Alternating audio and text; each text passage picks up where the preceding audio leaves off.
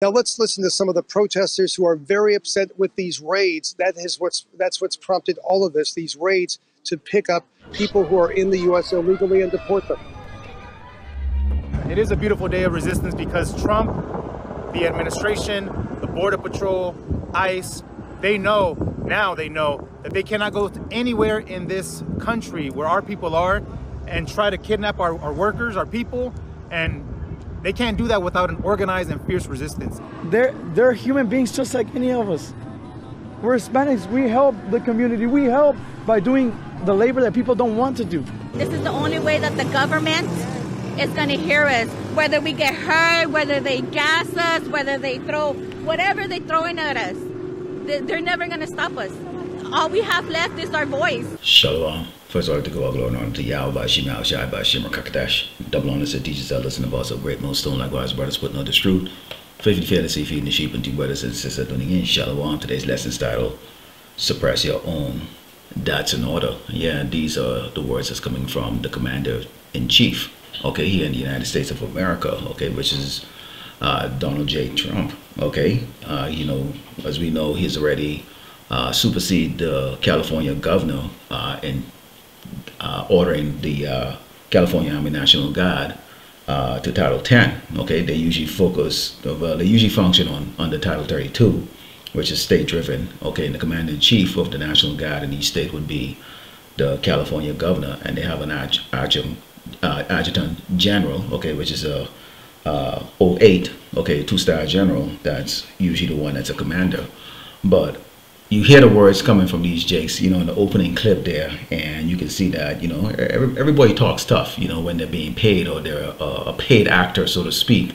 But just in case jakes really believe that you have these brave souls that's going to stand up against this man, okay, you might want to consider this. Okay, this is the book of Ecclesiasticus 13, verse 6 reads, if you have a need of thee, he will deceive thee and smile upon thee and put thee in hope. He will speak thee fair and say, what wantest thou? Now, consider this.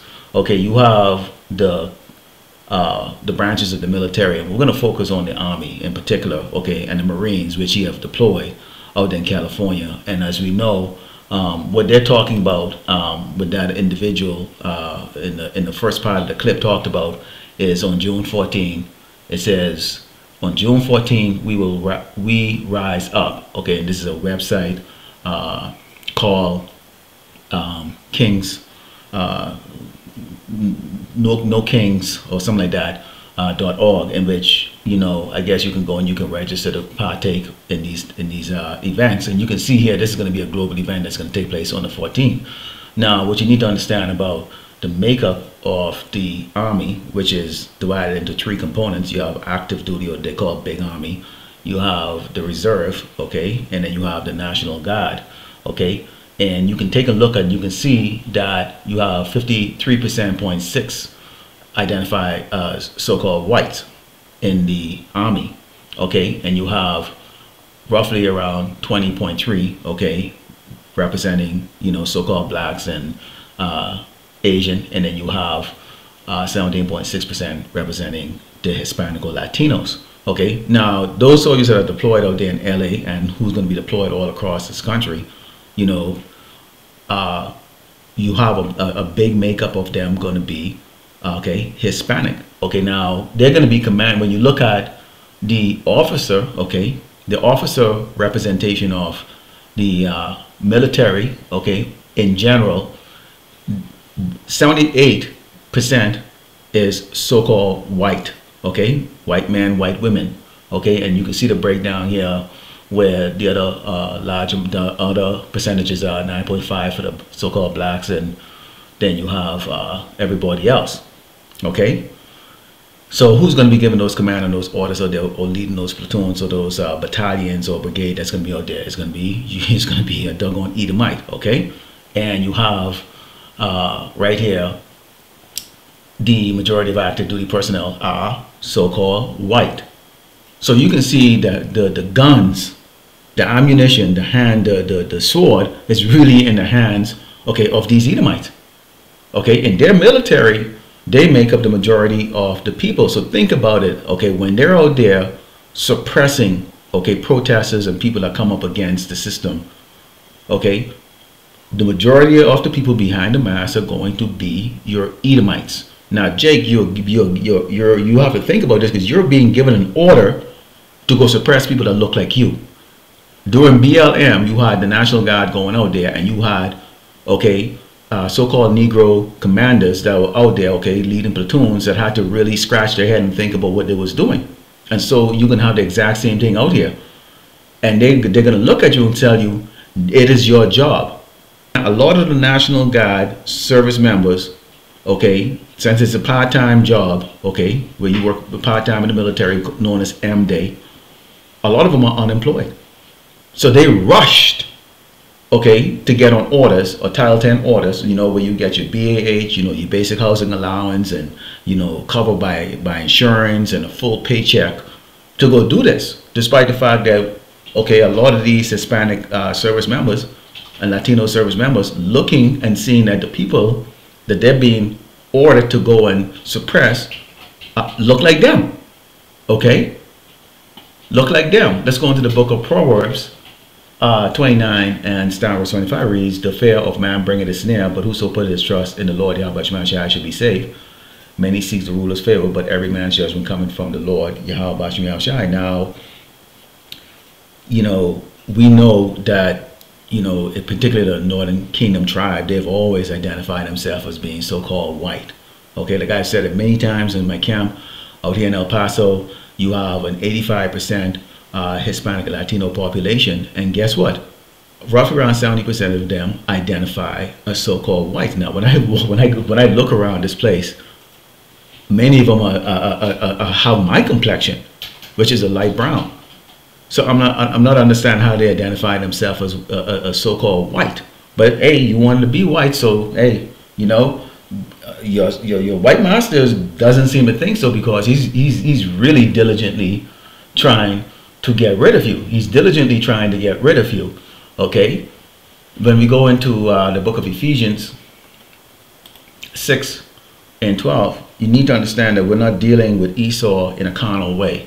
Okay, so you have, you know, these Jakes, you know, or these, you know, siding, you know, aligning themselves with these people that are trying to create, okay, awareness on everybody, all these other tribes on this earth, and particularly here in Great Babylon, America, that these people are a problem. Okay, it reads, for we wrestle not against flesh and blood, but against principalities and against powers, against the rulers of darkness of this world, against spiritual wickedness in high places. They're paying you, Jakes. This site that I just showed you, okay, is where you go to and you can do RSVP, okay, to get to these places. Then brothers are bringing out videos where these are paid agitators, okay, paid actors, okay, just like with the Black Lives Matter movement, okay. We know that they were infiltrating, you know, the so-called civil rights movement, and as it turned out, you know, when you know, Martin Luther King came to his senses and realized that, you know, what he had actually done, they put a bullet in his head. To why the Yahweh Shai for that, okay? And so the rest of you Jakes, you out here, you're doing this for a paycheck, and some of you are going out there legitimately, you know, you're probably against, you know, what's actually taking place. But this is a judgment that's coming from the Lord Yahweh Shai. This is why we come out and bring it out scripturally and telling you ahead of time what is actually going to take place and what's actually going to happen. You go into Jeremiah 30 and starting with verse 4, because listen to this young lady here. This is the only way that the government is going to hear us. Whether we get hurt, whether they gas us, whether they throw whatever they're throwing at us, they're never going to stop us. All we have left is our voice. And you see how she boldly came out like, well, we're ready to die for this. Are you really? Well, let's see what the scriptures say about that. It says, and these are the words of the Lord Yahweh Shai spake concerning Israel and concerning Judah, northern kingdom, southern kingdom. For thus said the Lord Yahweh Shai, we heard a voice of trembling, of fear, and not of peace. Okay, so these wicked in these secret places, and who's paying this money to get this show going this weekend. Okay, what it does, it really solidifies in the minds of people, okay, to have that Negro and Hispanic and Latino fatigue. Okay, they're trying to get everybody to get their mind off. Okay, and that's why they're showing so much destruction and stuff. You know, they have certain areas where in LA where they had them smash windows and making sure that people were there to film it, and you know, we listen very closely. It's all a show. But what it's doing, it's basically, you know, it's like reality TV, really. Okay, that's a silly this place has become. It's a reality TV. Okay, but what it does is it infuses in the mind of people that there's a certain kind of people, okay, because it deflects away from the wicked people who are the Edomites, of what the atrocities that they've done. And we have the pictures and the documentation to prove how they hung us from trees and how they beat us and raped the men, raped the women, the children, poured tar over our bodies, dismembered us. I mean, and it can go on and on and on and on. Tawadi Habashimashai for hiding a lot of the things that this wicked doggone man has done to us. Because we would go insane if we actually saw what he did to us in our previous life. We would go insane. But you best believe, okay, they're setting up the scenario in which they can come after the tribe of the tribes, okay, Northern Kingdom and Southern Kingdom. He says, actually now see whether a man doth travail of a child. Wherefore do I see every man with his hands on his loins, as a woman in travail and on face of turning to paleness. So that dude that was talking in the beginning, like, oh, well, you know, we're going to be in every cities and all that stuff like that. I don't know if he's a Jake or not, but, you know, hey, talk is tough. You know, that's all it is. Talk is just talk. And it says, alas, for that day is great, and so that none is like it, even in the time of Jacob's trouble, but he should be saved out of it. So a lot of the men that are not even participating in that, a lot of the people not even participating in that, you know, they're going to get cut off guard, because it's going to be, if you're not covered by Yahweh Shema Shai, you're just going to be, okay, collateral damage. You know, you might never have gone out there, especially a lot of you proud spicks out there, man. Okay, you might not go out there participating in this, but you look like a doggone spick. So guess what? You get some doggone ignorant Edomites out there sitting back and thinking you're all destroying their country. They see you out there driving around in your nice car, and they're looking at you, and you're a target, man. Okay, you're a target. And Lord willing, that does happen to certain individuals. Okay, anyways, let's go. This is the book of Isaiah 31:1. It reads, woe to them that go down to Egypt for help and stay on horses and trust in chariots, because they are many, and in horsemen because they are very strong. But they look not unto the Holy One of Israel, neither see the Lord Yahweh Shema Shai. Why would you? When you go and you look at how, especially the Northern Kingdom tribe, like, look at them. See, big statue of white Jesus here on the mountain, and everybody go and make a pilgrimage to go check that out. Okay, you going to Egypt for help, you're asking this man to, like, stop deporting you. And yeah, I would consider the fact that him deporting you back to your country or whatever the case is like that might be a blessing in disguise. Okay, that may be the Lord saving you from being in the lake of fire here, because you're either here for salvation or judgment. But y'all out there crying because y'all getting your nigga wake up call right now to get treated fair. Well, you don't want to accept who you really are. Okay, this is why Hosea 5:15 says, I will go and return to my place till they acknowledge their offense, your wickedness, worshiping idol, worshiping the so-called white man God, hating your dark-skinned brothers. Okay, you portray the same racism on your damn dark-skinned brothers as the so-called white man, even to a greater extent. Okay, and many brothers have testified in regards to being treated like that by the so-called Hispanic and Latinos. Okay, but at the end of the day, the Lord is telling you He's gonna wait until you go and realize who you are, which is part of the 12 tribe of Israel, and these curses are on you also.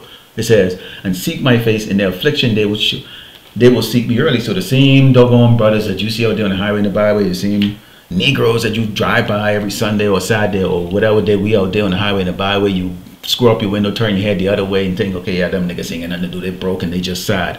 Guess what? The Lord Yahweh Shema Shai said, his servants are going to eat. He's going to eat. You're not going to eat. Okay? You're not going to eat. When you're scrounging around right there, you're getting robbed for your damn groceries and shit, and these judgments come on your ass and shit. Okay? We're just going to be sitting down there looking and going, we told your ass so. Okay? We told your monkey ass so. Because why? When you go into Romans 12:19, it says, dearly beloved, revenge not yourself, but rather give place unto wrath. For it is written, vengeance is mine. I will repay, said the Lord. The Mashiach wants to repay. This is his glory. When he returns, okay, and that's the greatest fear the so-called white man has, is that the sky is going to pop open, okay, and a so-called black man, the Messiah, our Savior, is going to come back with power so great it's beyond the best writer on this planet, science fiction writer on this planet's imagination. Technology beyond, it's like magic. It's so beyond, we can't even imagine this puny little brain. You will actually literally go crazy. You'll go crazy trying to imagine how powerful Yahweh Shai really is. Okay? And that's Yahweh Shai coming back. All right? Those so-called white men, these demons, they know that. Okay, he's coming back to take vengeance. And that's why we're sitting back and we're not worried about it. We're not concerned at all. Okay, Ezekiel 25:14. Let's close out here. It says, and this is what, here's what we're waiting for. Look, we're gonna get our day. We get 1,000 years to beat the living crap out of these crackers, man. Why y'all want to go there wasting y'all time with this? See, if y'all don't go there and participate in this nonsense, then they can't really have a show. Because these doggone Edomites, they're passive aggressive. They're not going to do anything. They talk about, well, we got guns, we can do it. Really, prove it. But we have the scripture to prove that you're going to go and bring out your guns, but you're going to go after your government, who's going to riddle you down with bullets, and always y'all going to go and kill each other. Yes, y'all can get the 2/3, and this Jacob's trouble, as the apostle says, is going to be the 2/3 judgment. Okay, it's really for them to suffer, right? It says, and I will lay my vengeance upon Edom by the hand of my people Israel, and they shall do in Edom according to mine anger, not my anger.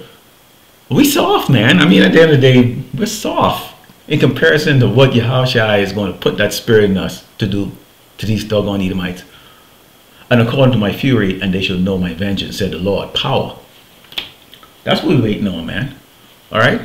So, again, you know, this commander in chief is asking you to go out there and suppress your own, and that's an order. What are you gonna do?